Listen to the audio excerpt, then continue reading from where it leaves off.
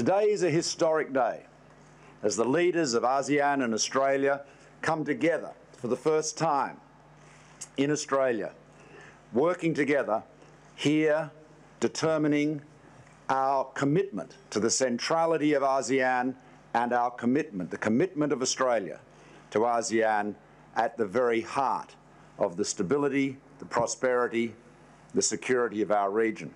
Activists in Australia are criticising Prime Minister Malcolm Turnbull for prioritising money over human rights. Cambodian leader Hun Sen got the red carpet treatment at a summit for Southeast Asian leaders in Sydney this past week. Protesters called it ironic after Australia signed a UN statement condemning Hun Sen for political oppression. But Canberra has a refugee deal with Cambodia's government and also wants to cut in on the billions of dollars in trade between Cambodia and China. Well, one of those protesters is Hong Lim. He's a member of parliament in the Australian state of Victoria and was born in Cambodia. He joined demonstrators in burning an effigy of Hun Sen. Sir, good to talk to you. Hun Sen said that if you burnt his effigy, he'd come to your house and beat you up. Presumably that didn't happen. Well, nobody has come into our house and beat us up yet, but we just astounded by that kind of statement from Mr. Hun Sen, because in Australia, if you threatening somebody like that is a criminal offence. If you stalking people or following them to their home, that is another criminal offence. And if you beat people up in the house, it's called home invasion. It's called domestic violence. That is another criminal offence.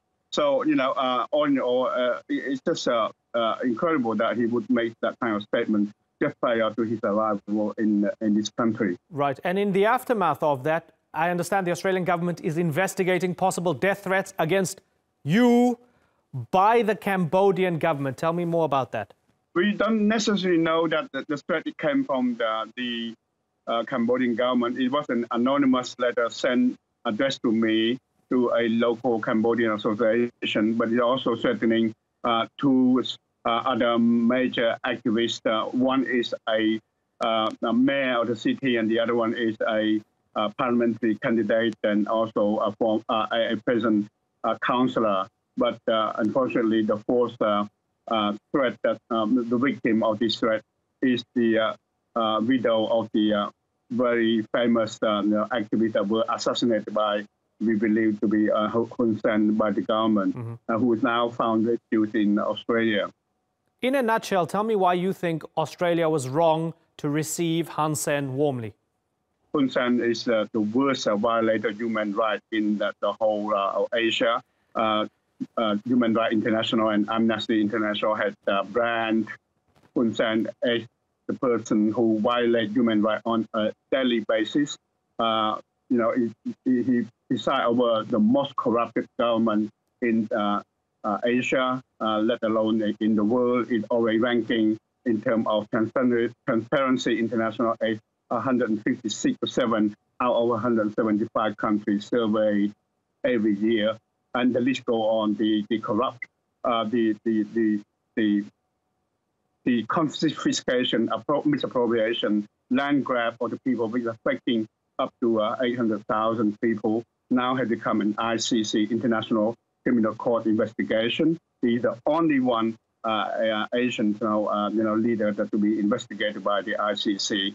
And so I thought that for our Prime Minister to be associated with him is just tragic, and it's just pretty degrading, because that would call into question our Australian value system, our tradition of standing upright for human rights. The Australian, this long tradition of fair income and equal before the law and the rule of law, and it's just everything, just against what Australia is standing. Australian is all about, and it is tragic that he associates himself with Mr. Hun Sen. China's doing business with Hun Sen.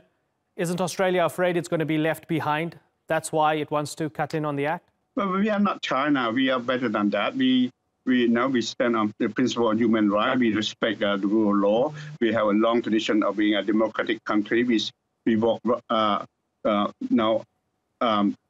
tall in that respect. We always providing the leadership in the world. I mean, it was Australia who was providing the leadership to bring peace to a war-torn Cambodia 26 years ago.